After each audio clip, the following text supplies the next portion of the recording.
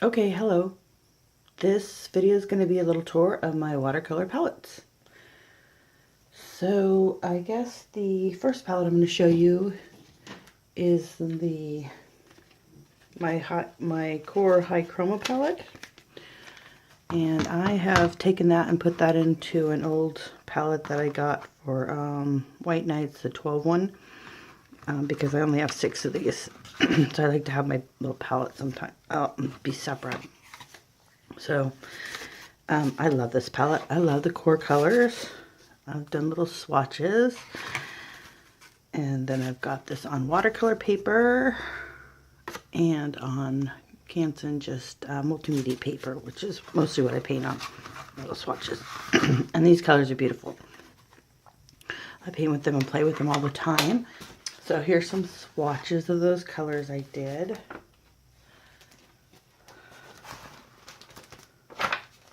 And I also did a color wheel, but I'm not seeing that here. Maybe it's on the other side. Yeah, there it is. So it's color wheel, the Core High Chroma, the 6 set.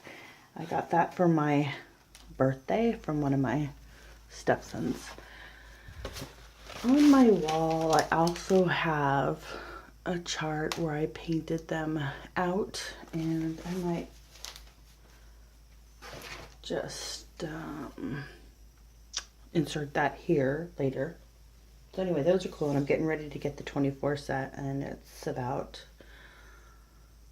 oh, I guess $82 on Amazon, right? I know, spendy. I have lots and lots of watercolors, so, but fortunately my husband said that I'm worth it. Okay. So this is my main palette, and it is a mix of Magello, let's see what's on here. These are my favorite colors. I know, 63 of my very favorite colors.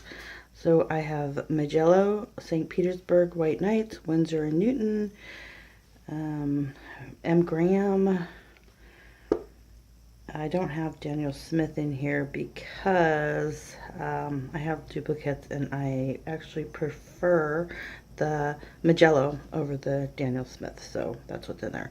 I have a little bit of core in there. The core colors that I have in there are the well, there's my color chart of what's in there, but the core colors are the cobalt teal and the Quin magenta, and core makes the best in my mind.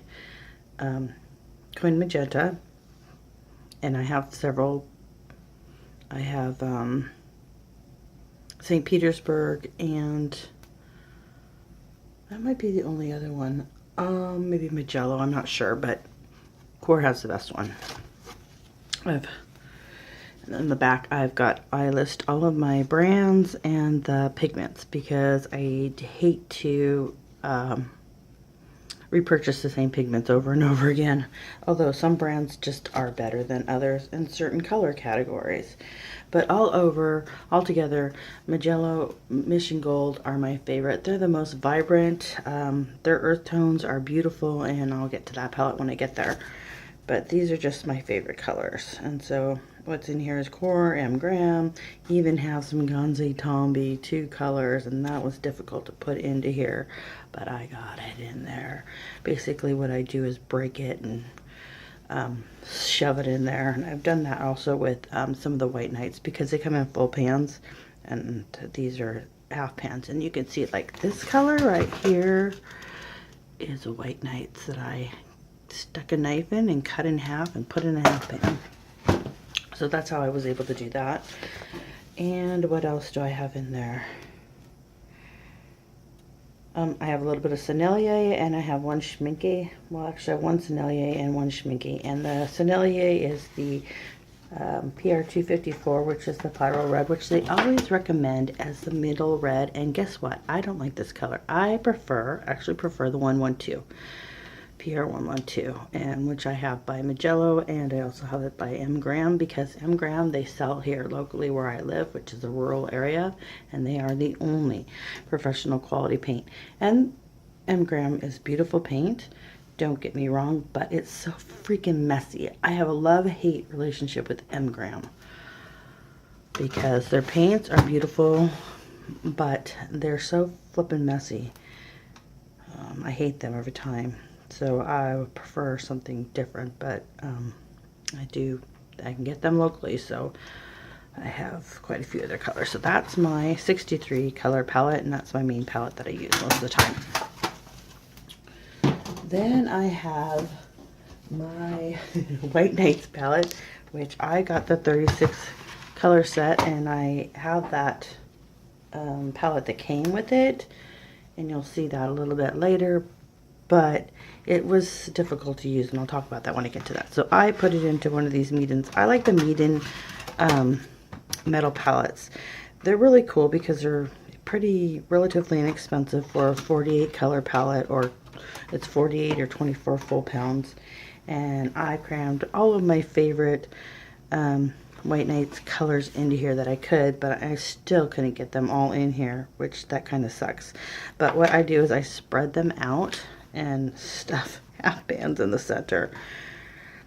And the ones that you see that are half pans, that's because the other half is in my main palette.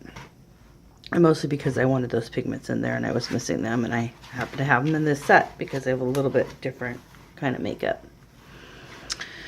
I don't use this palette very much.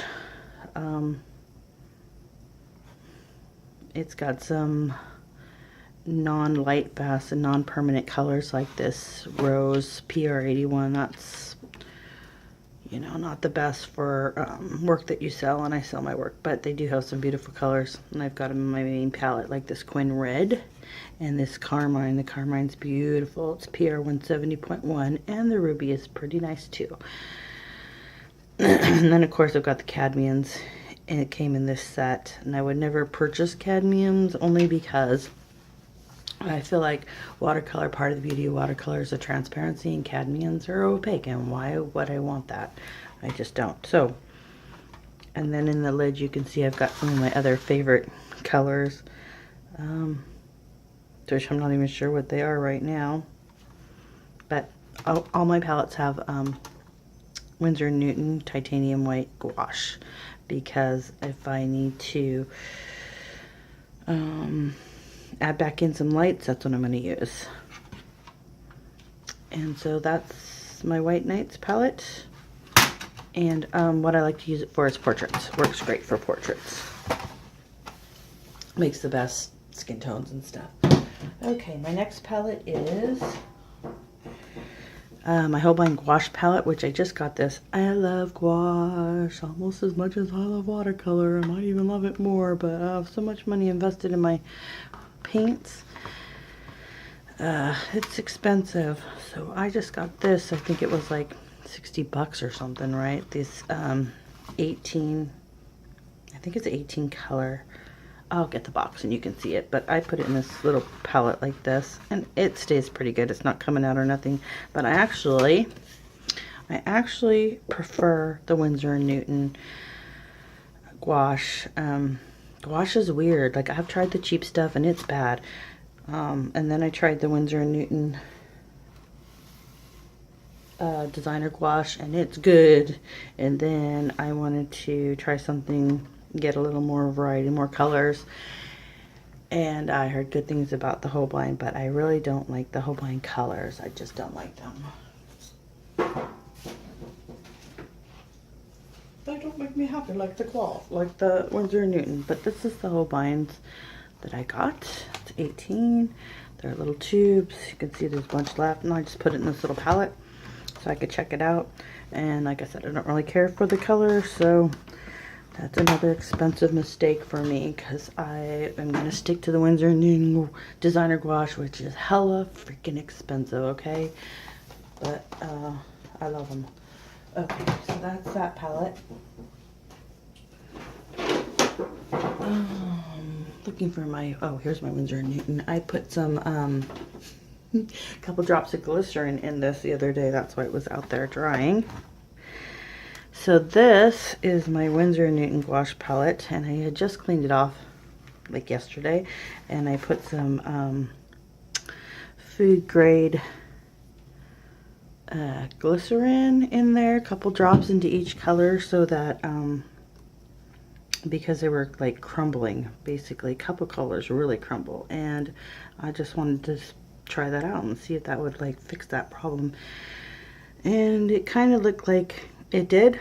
I mean, these, you could see a couple colors are cracking, but all in all, it looks much better. Like, I don't think they're gonna fall out all over the place and fall into each other's burdens, and I haven't used them since I did that yesterday. But here's my little swatch cards that go with this. So these are the set that I got first, and then I just picked up this cobalt turquoise. So colors that I've added to this set, which I'm gonna go grab the box so you can see that as well.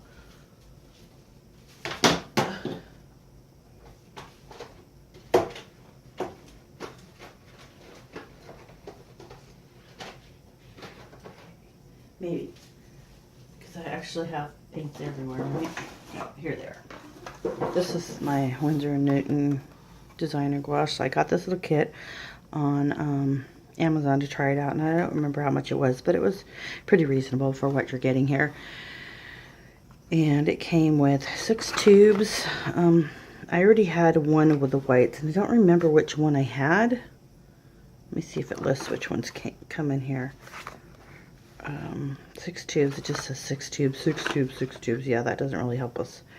But the things white are the permanent white. One of them is the titanium white, which is PW6, I think. It's a permanent white, and it's a white. I would say it's a white. The other one's a zinc white, and it's PW5. One of them's better for like increasing opacity and more opaque, and also whiter, and the other one is a little beigeier. Let's see, you can kind of see it here. This is a little grayer, and that would be the permanent white, which is PW6. I have to write it down because I forget which is which, and I always have to look it up, and I should actually write it on this. So to that set, I added the rose tyrene, which is PR173, and the cobalt teal, and I am no joke, this stuff is hella expensive. It is like, this tube, I think, cost me $20. Let me grab it and show you, because, yeah, this is what $20 this brand's gonna cost. Get ya. I mean, it'll last forever, but the thing is, yeah, that's $20 right there. Yeah, but, so dissatisfied with the whole binds. And I love these. What I didn't understand was there was a difference between designer and artist grade. So that's why I got the Holbeins, because the designer gouache is meant for more digital type of work. So work you're going to digitize and not really maybe for selling or longevity. And some of these, I just like these palettes. So that's what I got for this, and it works great. The artist grade, in theory, in my mind, I thought would be like the more permanent, I'm going to sell my work, my original work. So that's what I got there, and it turned out to not really be true. But their gouache is pretty much, the standard is non-permanent. I don't know, it's a weird thing. So here's my favorite palette of all time as far as the variety colors, and that would be my Magello with Machine Gold. This palette is actually so big, so I don't ever use this palette. Sometimes I do, but it just takes up a lot of room, and I'm like, I've got this huge table. If you saw my studio, maybe I'll do a studio tour. It's a huge table, but I'm full on this table. I spread out, man. So this is pretty big, and I like everything to be within reach, and this, and my water, and my what I'm painting, and it just gets to be too much. But that being said, if somebody were to ask me what their first set of watercolors should be, I say save that for the Magello Mission Gold 36. This pan right here, this palette right here, because it is the most vibrant, hands down, watercolor that you can buy, I think. I don't know, the core is pretty, giving it a run for its money, but all over, yeah, these are the most vibrant colors you're going to find. And the biggest like, you'll hear people complain, artists complain, oh, they've got these non-standard, like their ultramarine deep is PB29, plus they put in PV 15. Is it PV 15? Yeah, it says PV 15. Why would they do that? Because, you know, ultramarine's always PV 29. And then they're cobalt blue. Oh, PG 15.3 and PB 29. Well, that's traditionally not cobalt blue. Well, no kidding. Why would they do that? Well, here's why they would do that. Because one of the things, the claims that Magello makes, and that is in fact true, is that they have a very little drying shift. What that means is, have you ever painted a painting and it looks fabo and then it dries and it looks, hello, what the hell happened to my painting? Why does it look like crap now that it dried? Yeah, because there's a drying shift, right? So this line is actually kind of designed around that, you know, minimizing that drying shift. And even like people that complain about the non-traditional kind of pigments making up their colors will say, and they make the claim that their paints have very little drying shift, and that's actually true. I don't know how they do it. Well, here's how they do it. It's their color mixture, okay? That's how they do it. So there you go on that.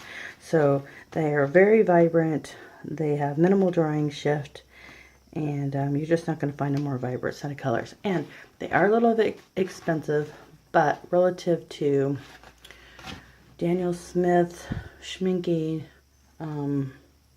not really. And if you get them at Jackson Art, even if you're in America and you're ordering from Jackson Art, they're so freaking cheap. You get it like $6 for a 15 mil tube. That's like that $20 tube. But it's watercolor and it's Magello. So Magello is like one of my favorites. I would recommend Magello to anybody, anywhere, anytime, over anything else. Okay. So next I have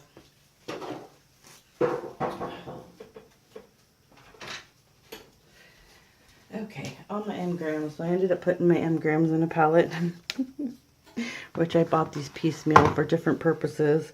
And I thought, well, I have a lot of M-gram colors. What exactly do I have? So this is exactly what I have. I have the Hansa Yellow Medium, which I love. It's just PY97. I've had this, I buy this color pretty frequently. I love yellow, apparently. And, yes, I do love yellow. So I've had it in Daniel Smith, and it was really wonderful in Daniel Smith as well as M-gram. But the problem with the Daniel Smith for me was it just goes so fast. I don't know what's up with that. But like this Magello, not Magello, M-gram lasts forever. It's so highly pigmented. So this PY97, and I've done, okay, multiple obsessive tests, right? What's the difference between Daniel Smith and M-gram? Daniel Smith, M-gram. Well, you know what? There's really no difference between Daniel Smith and M-gram. Except for M-gram is messy, and Daniel Smith kind of goes a little faster. So if it's a comparable pigment that they have, like a Thylogreen, you know, I'm going to go with M-gram because it's just a better value for the money, and the quality is totally the same in my mind. I mean, it's pretty hard to go wrong with PY97. It's the same yellow anywhere, Hansa Yellow. Okay, so I have that, and then I have PO73, and I mix that to put one in the center. So I like to do that sometimes, pre-mix my colors, but ooh, I should show you this in my main palette, because I just started doing this, and it's so fabulous. I love it. I have PR209. I love this color. I have PR112, which I love, but I actually prefer the Magello version. That's what's in my main palette. I just, for whatever reason, because I have a love-hate relationship with M-gram and I can get it locally, I just thought if I love a color and M-gram makes it, that pigment, I'm going to buy M-gram because it's just more economical for me. But in this particular case, I do prefer the Magello.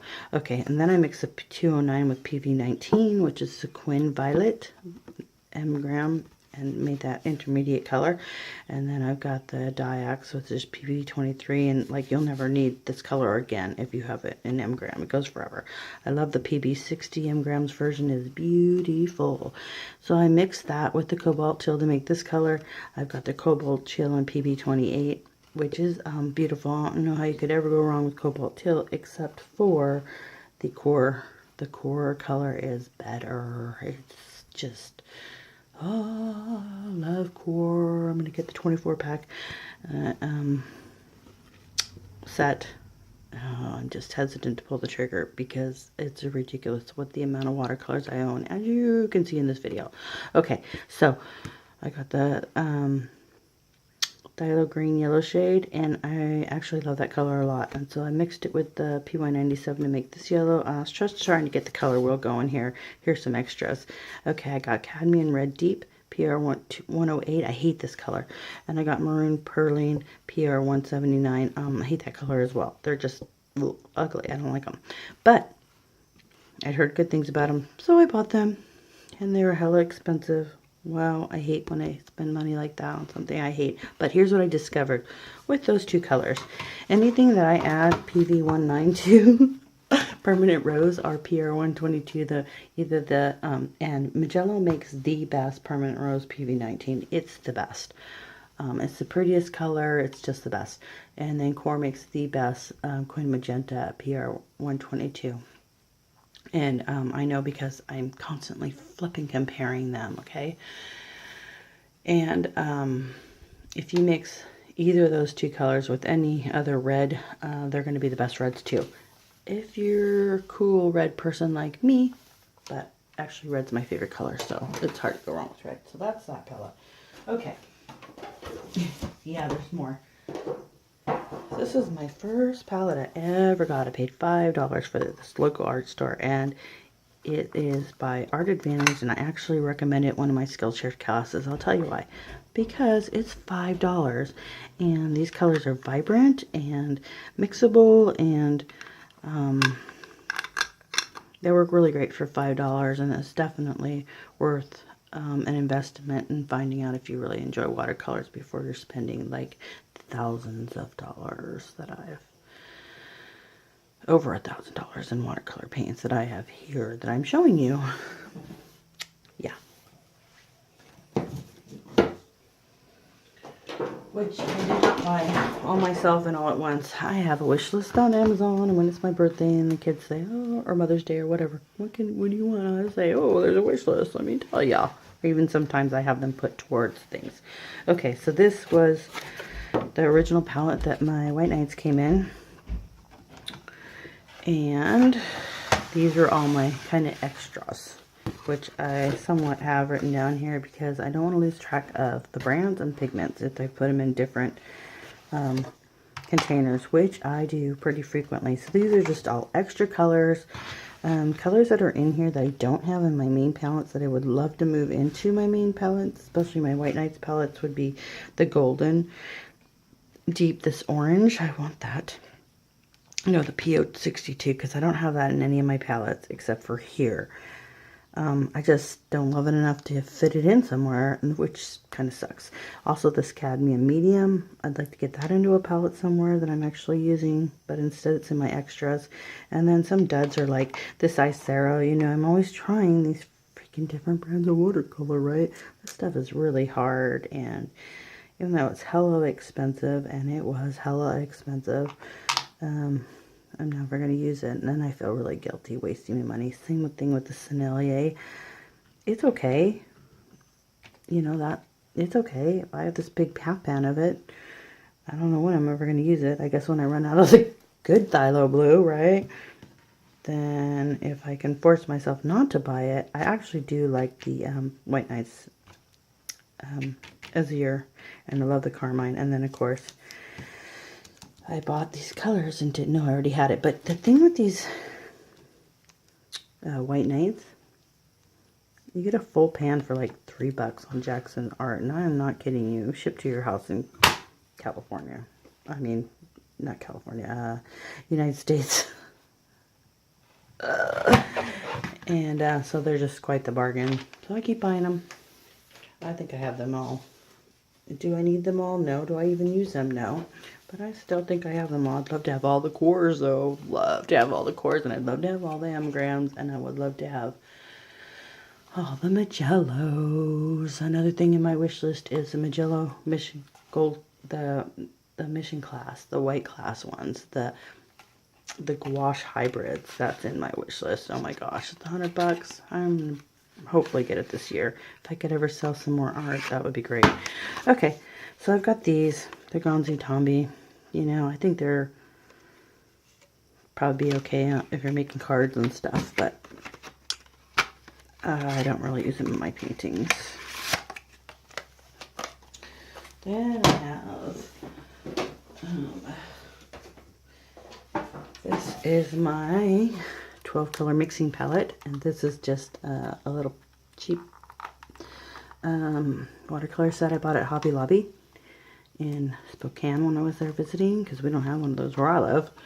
And yeah, it's hard to open, because it was, you know, $7. And I took the cheap paints out and I put my good paints in, and I'm constantly redoing this palette. Like, I just want to set the 12 colors that make all the colors that I could ever want, right? And make me happy. So this is my latest. And yeah, this is my latest 12 color mixing set. Woohoo! They look so pretty, right? And this is my little color wheel I made. And I learned this really cool trick where you punch little holes in it, and then you can kind of, like, if you're looking to match up a color, you could be like, oh yeah, it's closest to that, so I'm gonna mix that with whatever. So that's kind of cool, right? So then you can kind of tell where you need to go when you're doing color mixing. Okay, so with that, saying that, there's two things I want to tell you about on this palette that I learned, and I actually ended up putting this in my main palette because it made me so happy. I didn't really have the green that I needed to go here, that I wanted to go here. I mean, I had some yellow greens, but they're just like, they're ugly, and they're like fluorescent. So I'm going to get a scrap piece of watercolor paper right here to show you this. So what I did was, when I looked at like the catalog for colors, I noticed that a lot of them PY3 and PG36, so I actually just mixed that right here in my half band. I put I squeezed out some PY3 and I squeezed out some PG36, and I freaking love using this because I can go, like, depending on which side I put my brush, I can go a little more green, or I can go more yellow-green, and the colors just, it's just more, I mean, look at that range, right? It just sticking my brush in there 3 times. So this is like my new thing that I am flipping loving. It just putting the colors in there and mixing on my brush as I go. Oh, I love that. So I actually did put that green in my main palette, and this is the green that I like. I don't like olive greens or, you know, only certain greens. So I love this green. So that's the green I have, and if I need other greens, I'll use them. But yeah, this is my new favorite thing to do, is to not mix the color and put it in my palette, but to just lay the colors near each other and mix them as I go, like this. I love it. So, yeah, look at that. Oh, wait, I need a little more green. I need that yellow a little more green. I mean, that green a little more yellow, a little more yellow. Yeah, it's perfect. It's great. It's lovely. Okay, so when I first started working with watercolors, and I had that little $5 palette, and it came with white, you know, I just mixed the white in when I needed a lighter color, and it worked out great for me. But then when I started watching other artists' YouTube videos, and I found out you're not supposed to use white with watercolors, blah, blah, blah, blah, blah, guess what? It really kind of hampered my work. So now I just say this: use white if you want to use white. It's your world. We're just living in it. Do what you want. So this is my current 12 color watercolor palette, and I'll show you my mixes from that, because who doesn't want to see that, right? Where is it at? Is this it? March 31st, 2019. Yeah, I think this is it.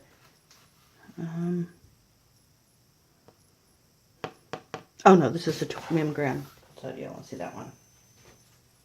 Well, maybe you do. It's not that great a mix of colors. I'm not that, nothing in there that's like making me super happy.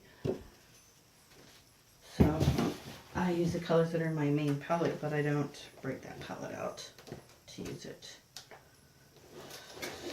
So let's see. Yeah, it's tucked in here. Okay.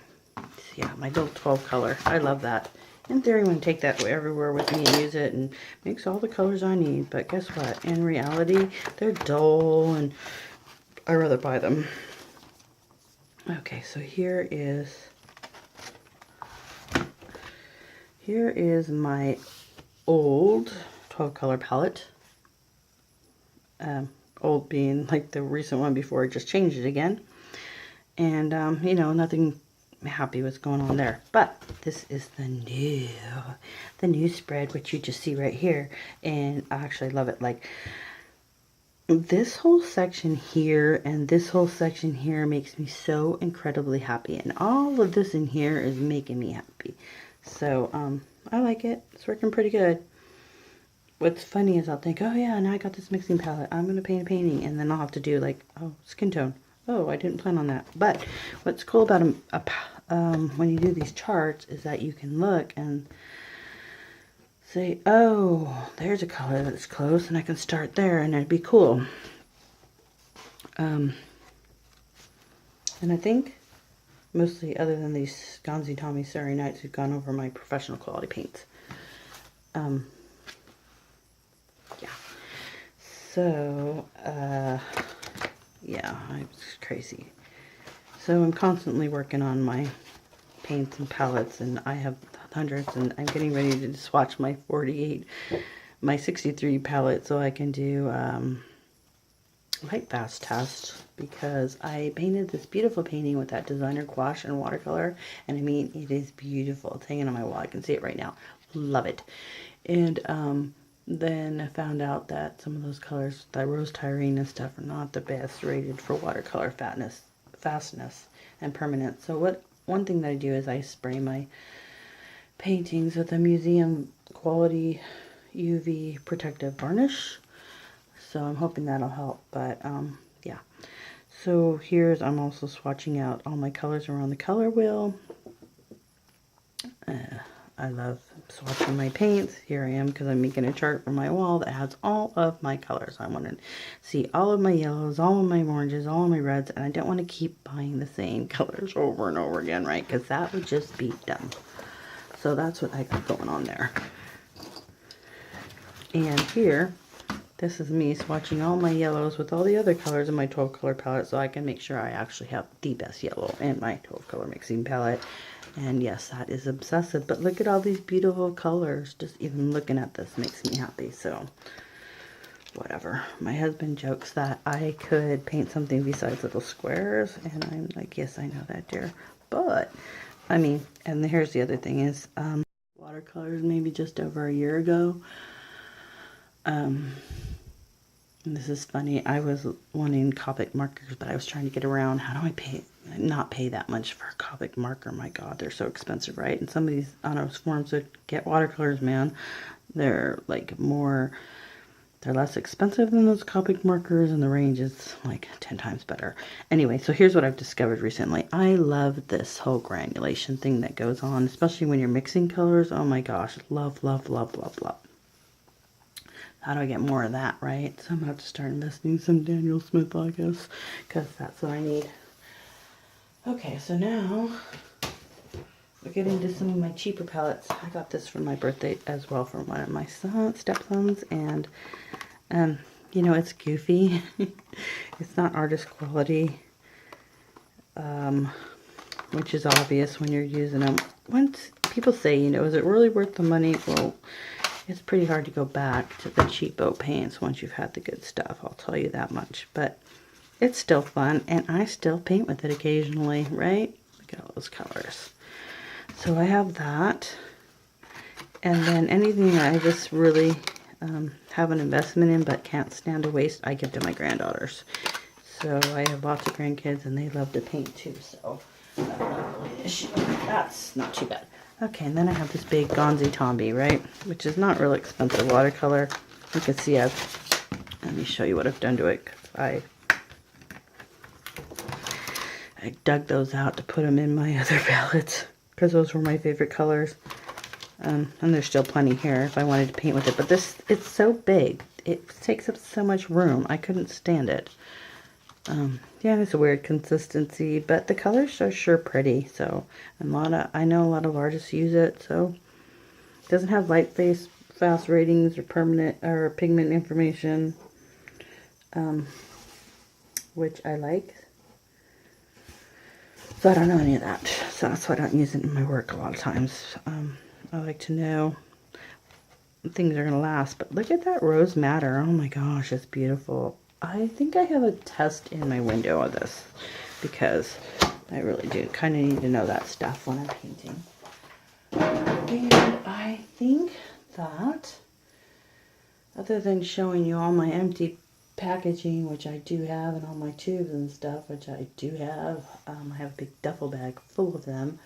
I think I've shown you almost everything. So last thing, my daughter said I should inventory my paints. I was like, yeah, I should do that, right? So I did. I made this little, I forget what these are called, you know, these are all my colors. These are all my professional colors. My cheap watercolors I didn't include in this, but these are all of the yellows that I own. Right? Like, do I have enough yellows, right? And then I've got them all swatched. And in my little swatches, I've got tints, tones, and shades. And I wish I'd done something even better like these other artists, but I didn't. So that's what I have. And then I have all my oranges, and I have them, you know, I mean, like if you went around the color wheel, your light, your mid-value, you're heading towards the reds. And then I've got them all swatched out behind. Individual swatches of the different kinds. And then I've got all my reds. Look at those reds. Can you tell that red's my favorite color? Because we haven't even gotten into the next color, which is magenta. Yeah. And then I have swatches of all those. Oh my reds. Oh my gosh. These are all my professional quality paints. So yeah, it's pretty overwhelming at times. But I'm glad that I did this, because when I want a magenta, you know what's my very, very favorite? My very favorite, very, very, very favorite magenta is this Magello Mission Permanent Rose PV19. It's the most beautiful. I know this now because I have it here. The Winsor Newton Primary Red Gouache is pretty freaking fantacular too. I love it, except for it does not have the best light fast ratings. So that part makes me sad. And then I've got them all swatched out. Oh, that core. Love it. And then Schminke. So I'm not that... Schminke's pretty expensive. I've tried to color. It's one of my favorite colors. I'm not impressed. So I still want that $350 palette. But it's going to be a long time probably before I pull the trigger on that, because I wasn't that impressed with the color that I purchased. And that's a lot of money to not be so happy about. I'll probably have to sell a lot of art before I do that. Anyway, here's my violets. And then here's my blues. And then I've got a category listed as cyan, but it's, yeah, cyan. So I've got more of my primaries, and then my turquoises, and then my cyans, and these are for mixing, and I love them, right? Love all of these colors. Yeah. When I used to see people like me with all these paints, I think, oh my god, I wish I could afford all that, right? Well, you can if you build up slowly over time, and every time it's your birthday or you have extra money, you buy paint. Then pretty soon you'll have a collection like this. Greens. Most of the time I buy sets because it's such a bargain, but the thing is, then you end up with so much flipping paint. But it just kills me to buy an individual tube for 15 or 20 bucks. Oh my gosh, right? Especially if I don't know if I like it. So here's all my greens. And then here's all my earth tones. And the other thing that people complain about Magello is their earth tones. But in all 100% honesty, I love Magello's earth tones, so it works for me. So those are my earth tones. And they're all swatched out. And I don't ever use the black. I always mix the green and red most of the time, because that makes a pretty deep black. I can't think of a time. What I'll use is either like the neutral tint that I got in one of my palettes, one of my sets that I purchased, because I don't think I'd ever buy that individually either. And the indigo in one of my sets. I don't know if it's Magello or, you know, that I got in one of my sets, because I don't think I'd ever buy indigo individually either. And the rest, but most of the time I just mix my blacks or, yeah, I can mix pretty good, but not so good that I want to sit there mixing colors all day long when I'm doing a painting. So I don't do that, as you can see from my 63 color main palette. Anyway, that is a long ass video, so thank you for watching to the end. See you later.